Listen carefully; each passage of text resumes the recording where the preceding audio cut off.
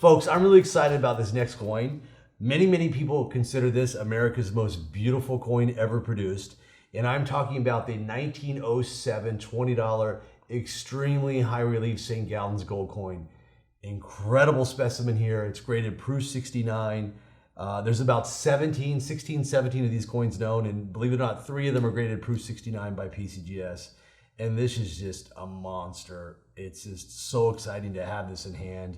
Really just a special coin. And Theodore Roosevelt was very instrumental in the creation of this. It shouldn't exist in this condition. So why don't you tell me about it? Absolutely incredible. Well, I mean, these only went to collectors. But the great thing about these coins is they look so different. The gold looks different. And the reason being is between strikings, they took 7 to 9 blows of a hydraulic press to bring up the design. And in between strikings, they dipped it in nitric acid, which would remove the copper and silver in the alloy. So if you gunned one of these or tested it, it would test virtually pure gold. But that's just the surface. Interior is not. So they used a plain collar to strike them until the very last blow, and then they put the segmented collar in, the 3-piece segmented collar. And this is one of the ones they call inverted edge letters. They put the collar in upside down, so it reads the other way. You have to turn the coin over to read it. So in order to transfer that design onto the edge, did they have to anneal it directly before the last striking? So they it would annealed strike out and then anneal it one last time? So they annealed it between Can you every explain strike. what annealing a coin is? Okay, they heated it up. Okay. So they still do this in the mint today. They heat the planches. They run them through big furnaces. And the reason they do that is 2 reasons. Number one, it improves the die life because the metal is softer, and you get a better strike. And of course, this coin couldn't be a production coin because they can't strike a coin 7 to 9 times. Production coins and you try just to stack it. And it's not going to stack. You're the cashier at the bank. You're trying to they're stack all these. wobbly. You can stack 30 maybe. But they couldn't make a production. Just like the patterns we talked about had too intricate a design, this had too high relief. That's why it's called an extremely high relief. Then they made the high relief, and then they made the low reliefs. And the low relief was the only one that they could do for production. Regular high relief was struck 2 or 3 times. This was struck 7 to 9 times. So they struck it in a plain collar. Each time they would take it out, they'd dip it in nitric acid, reheat it or anneal it, then put it back in the die, strike it again. That's a lot of work. Like you're talking, what is it, an hour or 2 per coin? I don't know. It would have to be. In between that's pride. striking. That's pride right there. I mean, this it's was good. Teddy Roosevelt wanting to make our coinage look like the Greek and Roman coins. He wanted our coinage to be the same quality of workmanship. And of course, this is art. This is a piece of art. That design jumps out at you. It looks like she's moving out of the coin. She's floating off of the coin, and it's got a concave surface to it, so it really makes it look like she's alive, walking. She's 3D. She is 3D. And that eagle's flying. What's And the fascinating eagle's flying, is there's 3 different types, and this is the first one, the most beautiful. Yeah. And then the regular issue Saint-Gaudens is probably one of the most beautiful and popular gold coins that people collect for sure. But going even further step from that, many people collect, the modern American gold eagles, whether they're graded or they invest them as gold. And this is the design that they were modeled That's the design they picked. That's pretty significant. This is considered the most beautiful coin that we ever produced, and it's hard to argue with that. It really is. It stands out. The pictures don't capture it. I know there's pictures that you guys are looking at. You're like, wow, beautiful coin. Doesn't compare. When you hold this in hand, it's a completely different feel. I remember the first time I ever held an extremely high relief, and again, it's one of those emotional times. The diameter is larger. It looks larger than a normal Saint. It's not. It looks. I guess it's just an optical illusion. But I think because of the dish fields, and one of the things I really like about these is look at the luster. The luster's different. It's sort of semi-PL, because it was struck so many times. It's just it almost looks, that we call them proofs, and I guess technically they are. They were struck 7 to 9 times, but they don't have a normal brilliant proof surface like we're expecting, or the sandblasted matte surface that we're looking for.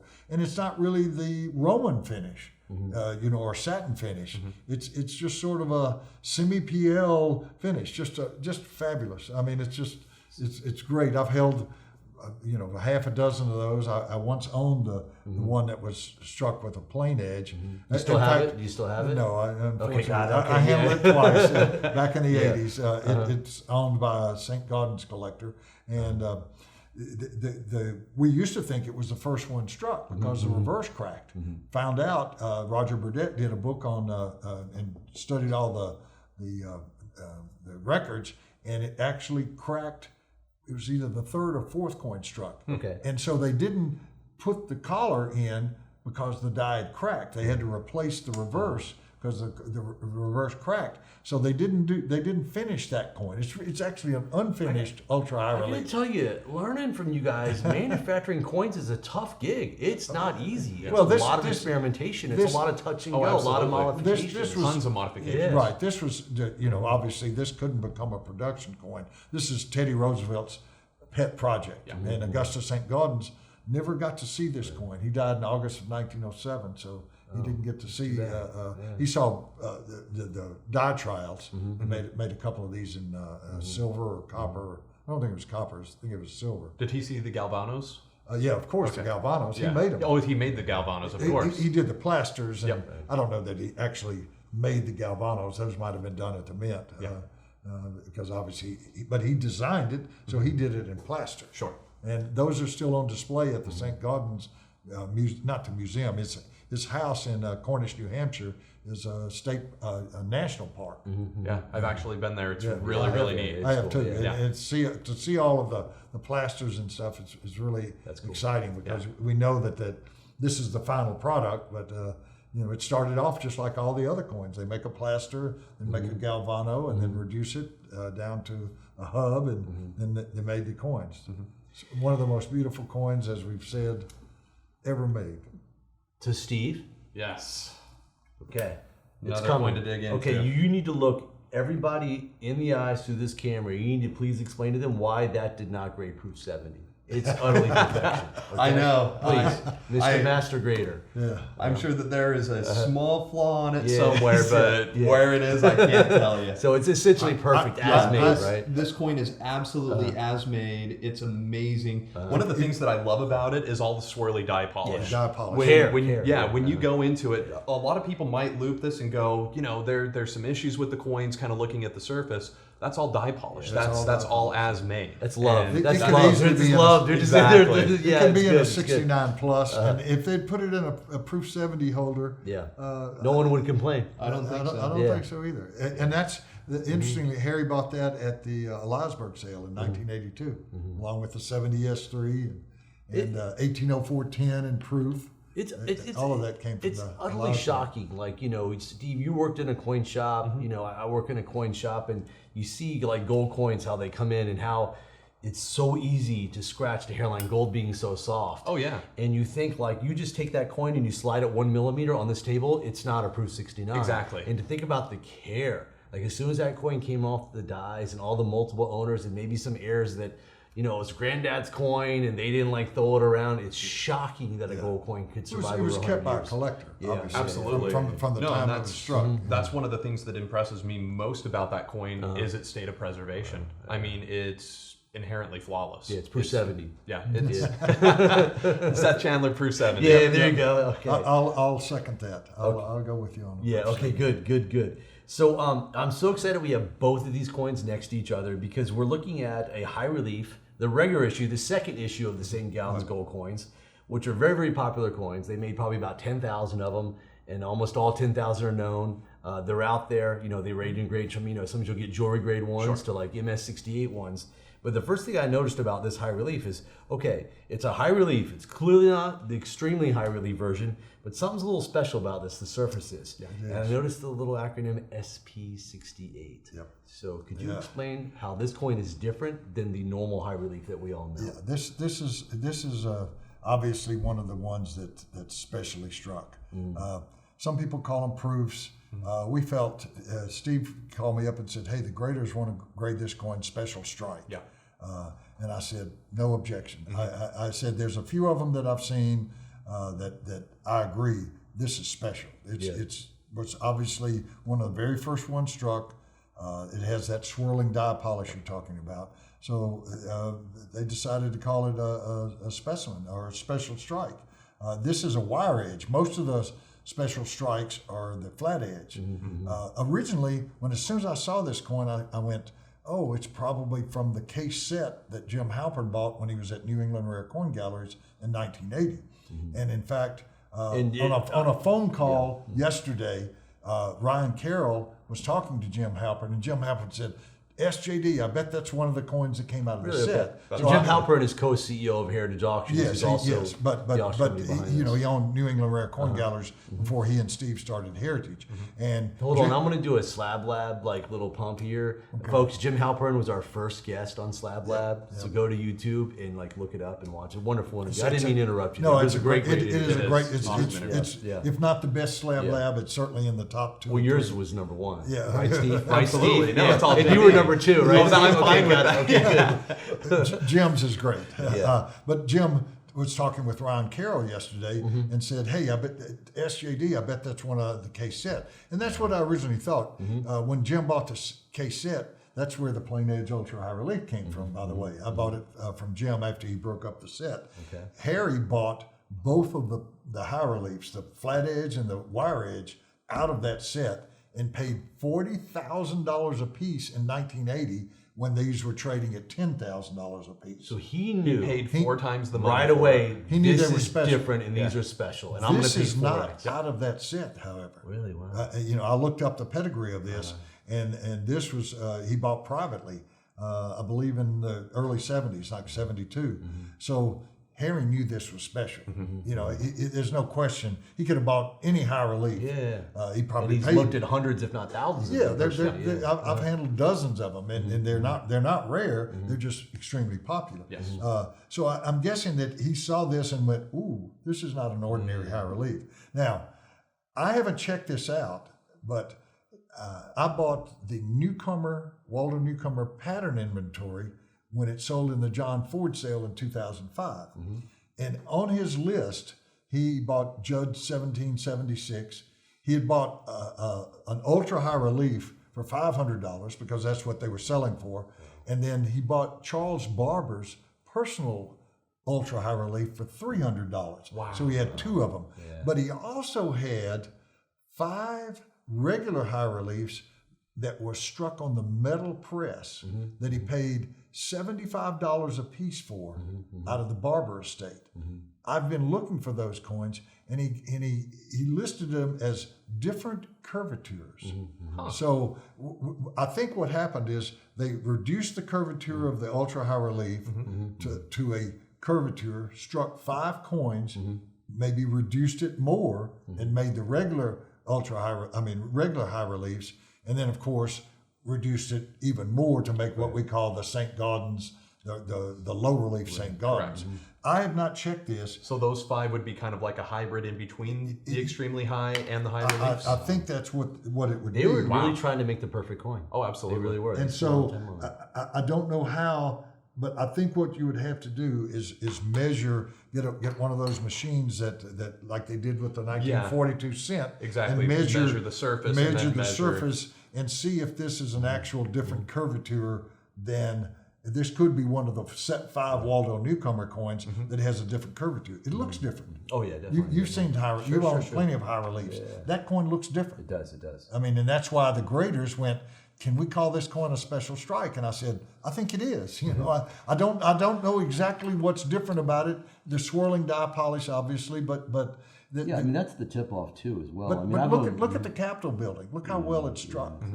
Wow. So it. Oh, wait a second. I could see Nancy Pelosi's office. Yeah. Wow. Okay. All right. Probably so. In there. Yeah.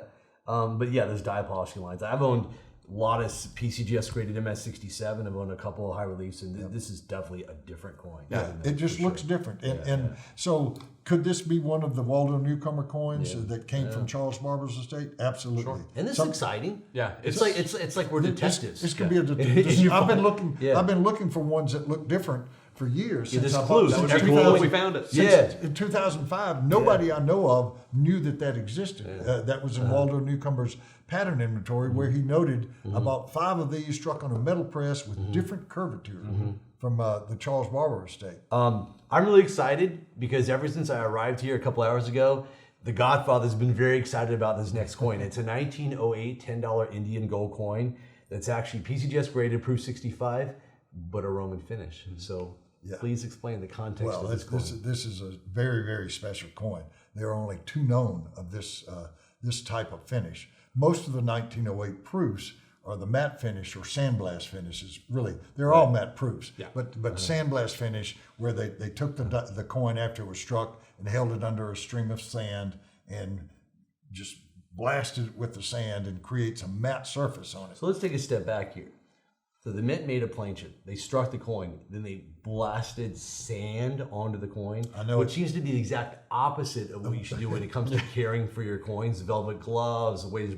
But sand? Well, how did that work? Well, they introduced that machine in the early 1900s for metals. Really? Because metals, it's very common to sandblast a metal. The copper metals or bronze metals are very often sandblasted. Sure. The metal collectors like that Oh, finish. they love it. They love that finish. They, sometimes they bronze them. Sometimes they blast them with sand and create that matte surface. So it creates a pebble surface. And when you look at the matte gold coins or the sandblast gold coins, 1908s look different than 11s, which look different than 13s, which look different than 14s and 15s. The size of the grain of sand determines how many little facies or pits on the coin. And the light reflects off of them. And when you tilt one of those, it glows. It almost looks like diamond dust. Yeah, diamond dust. A lot of people call it that. It's got the sheen. dust, The light shines off of those pits and gives a different look. Well, this one is satiny, so it doesn't have. It wasn't sandblasted. There's only 2 of them known. The first one, interestingly.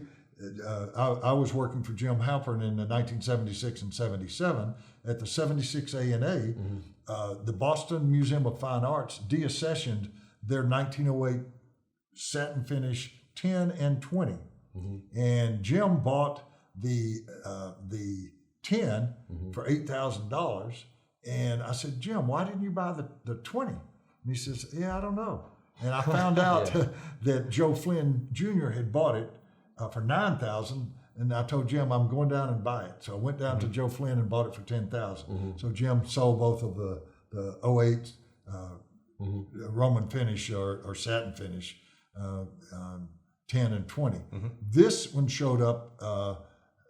I believe Jimmy Hayes got it from Dan Brown, a dealer in Colorado. I texted Jimmy earlier today. He hasn't gotten back to me, but he's had some phenomenal coins. Yeah, he's had some great coins. But Jimmy Hayes sold this coin to Harry Bass in 1972, and I think Jimmy said he couldn't remember whether it was $1,500 or $2,500. The Tyrant collector Dan O'Dowd bought the other one, which is the Boston Museum, and paid several $100,000 for it. Wow. So this is just a super, super rare coin with only 2 known, and it has a finish unlike anything other than the 1909 and 1910 satin finish coins. But to me, it actually looks a little different. It sort of looks like the ultra high relief. See down in there that semi-PL look. It's more satiny or semi-PL than the 1909 or 1910s that have a more reticulated surface. Sure. It's the most proofy looking tin Indian I've ever seen. It looks different than the normal 1909s and 1910s. Right. And once you see one of these, it's a completely different production method. What I don't know what they did. Whether they obviously there's some dye polish. So obviously the dyes were polished, but I don't think anything else was done to them. Not really. And interestingly, the 1909s and 1910s that we call Roman finish or satin finish, the dyes were sandblasted. I don't believe this was. I believe that I don't know how they treated the dyes. Maybe they acid etched it or maybe they did nothing. Maybe they just slightly polished it. I don't know. But it has a different finish than a regular coin, so they did something. We don't really know how that coin was made. Yeah, it looks like a little bit more of a light polish than a sandblast because you're not. Well, it's not sandblast. Yeah, you're not getting any of that texture. So it's really, even though we call it the same as the 1909 and 1910s, it's actually a different finish. Absolutely. It's a unique finish that's only used on 210s and 220s in 1908. Mm-hmm. Yeah, that is a phenomenal coin. It's gorgeous. I wouldn't mind owning that one. Yeah, it's nice. Gorgeous coin. Alrighty, okay. So now the next pair of coins are incredibly rare proof $10 Liberty Gold coins. You know, the first thing you notice is, you know, obviously the 1843, they really just don't make proof gold coins from back then, and most of the mintages seem to be 3 or 4 or 5. I think there's 5 known of that. Then we have a stunning 1859 $10 proof 65 decam. Just unbelievable. These are like, you know, proof gold's the creme de la creme of gold coinage, the caviar, the Ferraris, the Rolls Royces. But this is the early dates. This is the really, really rare stuff that only really seems like the great collections have. The Noah, the Eliasbergs, obviously Bass. Now, interestingly, they made 80 proof gold sets in 1859. Yeah, they pumped them out that year, didn't they? But there's probably a dozen known. Do you think they melted a lot of them, or what? Are they just I think they went into circulation. I think, and they probably got melted. You know, they thought that they were going to be able to sell lots of proof sets. In 1859, it's for face value. So they had no trouble selling 1859, 58, 57 until 1860. The mint did not charge for proof coins. Right. So you had no downside. It cost you $10. Right. 1843s, $10. You want a master coin? Not an issue. Yep, not an issue. So yeah, like these are, you know, just incredible cameo. They're so they're well both, made, deep cameos. Yeah, they're really both phenomenal. deep cameos and incredibly rare. 4 or 5 known of that, maybe 6. So the 1843, there's around 5 known. That's a really rare coin. And it's so this beautiful. this is a few more known, but it's still, you know, when we're talking about 8 or 10 or 12 known, it's still an extremely rare coin. Absolutely. You know, these two coins are like kind of like symbolizes kind of what's in the Harry Bass collection. You have rarity and you have beauty. Correct. And I think it's what he has. High condition, just beautiful coins that are incredibly rare. And the deep cameo on this is outrageous. I mean, it's painted on, right? Yeah, it's clearly like paint. Somebody took white out, went over the devices. No It's so problem like calling black. that not an issue at all. I mean, the dies were pickled really well, held up super well. I mean, this coin's phenomenal. So can you That has explain to to be folks the what makes fields a are deep incredible. cameo on a proof gold coin like that versus a cameo on a non-cameo? Yeah, so one of the things that they would do